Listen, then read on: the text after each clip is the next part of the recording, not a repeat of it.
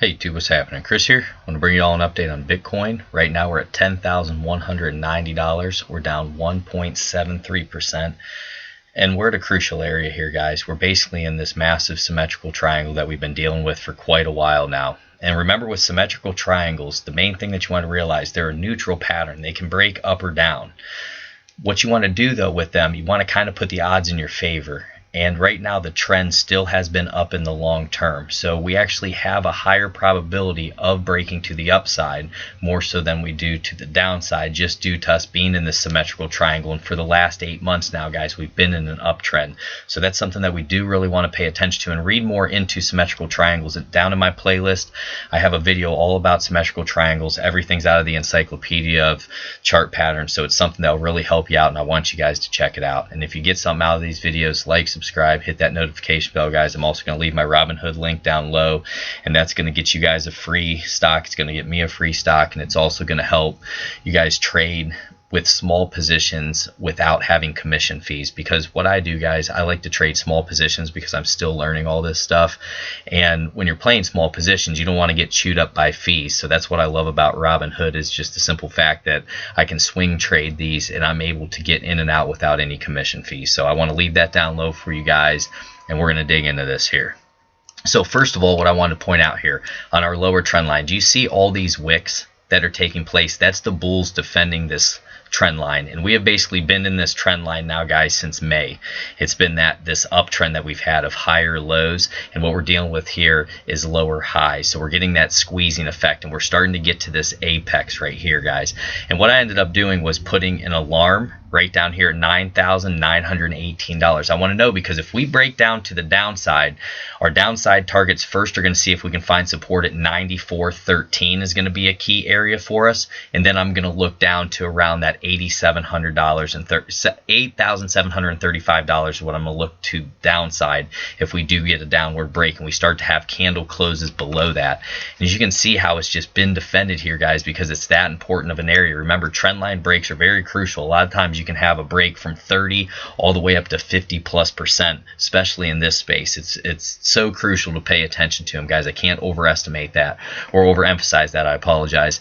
Now, with the moving averages, since we've been chopping sideways here in the symmetrical triangle, they're not as important as if you're in an uptrend or a downtrend. You're really tracking that trend, because we've just been basically chopping back and forth, side to side. But right now they are overhead. They're acting as overhead resistance. And the moving averages that I have here in yellow, it's going to be the 8 EMA.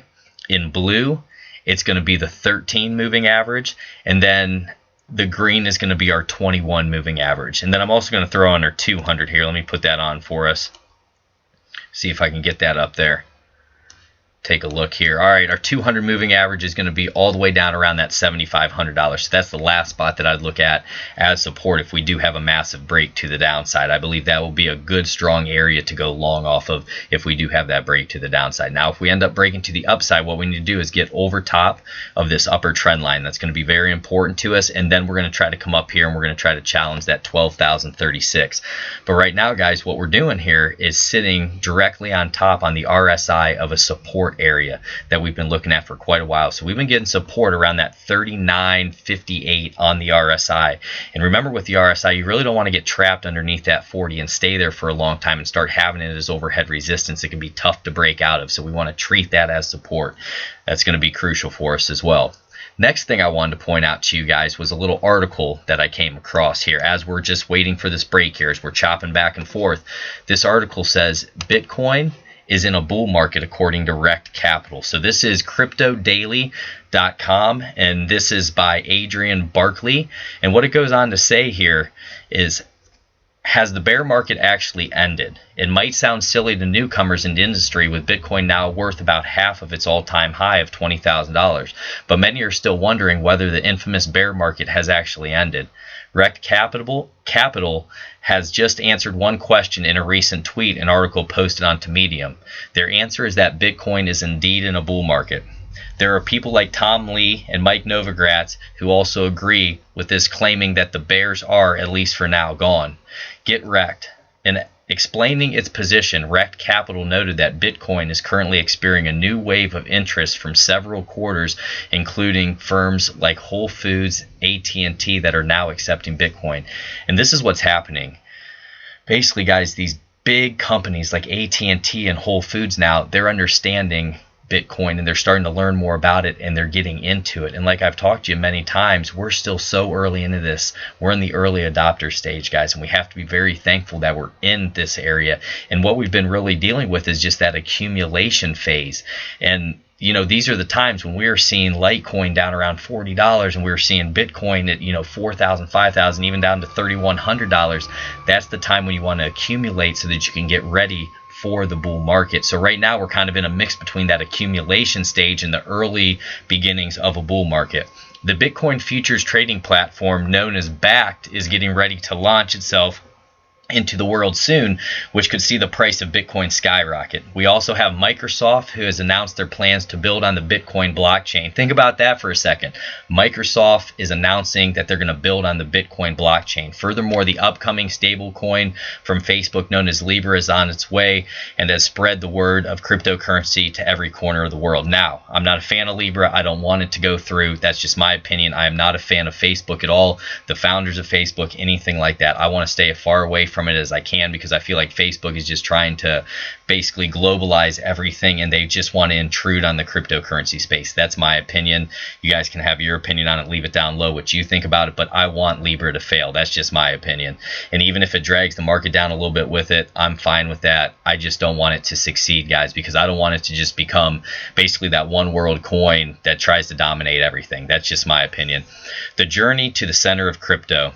The market trend is currently undergoing a journey of sorts in its market as its market runs through the transition of accumulation phase and back to a new uptrend. Since April, though, Bitcoin has been making up to 300% gains, and that is a big indicator for a bullish price action. Before we go any further, it's worth saying that we aren't financial advisors, and this isn't financial advice. So they go on to say that. But, you know, guys, if you're able to stick around this and you don't invest more money than what you're comfortable losing, this could be a phenomenal opportunity for Bitcoin, Litecoin, Ethereum, all these different things. I mean, you look at Ethereum at one point, guys, it was up to $1,400 and it's sitting now, let's check just to see where it's at here.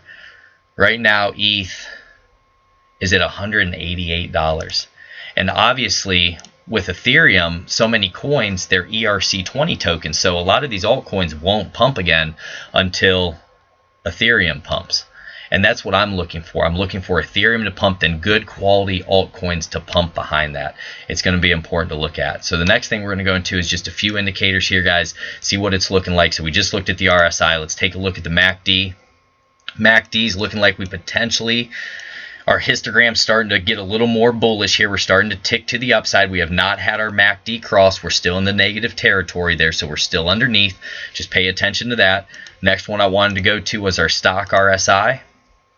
And with our stock RSI, we're at 36 and 31, so we have plenty of room to run to the upside. We actually did have a bullish cross, but we need to get up above around that 36 or so on the stock to be able to break that old resistance and try to get to the upside.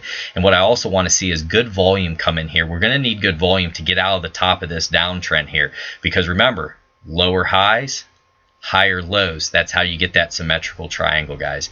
And when you look at this and we start factoring things in, so say we are to start breaking to the upside here, so we'll do our price range. Say we took off from here, we look for anywhere from around that 30% to the upside, which could even take us to around $13,000, all the way up sometimes, guys, to around 50%. We've seen it as high as that as well, and that could take us over $15,000 and set a new little high here from where we've previously been. Now to the downside, you can see this break about 30% or so would take us right below that 200-day moving average, which is going to be around 7,401. So those are kind of the key areas that I'm looking at, guys. Alerts at 9,918. Then I'm also going to put another alert right up here. If we break to the upside, we're going to add another one right up in there.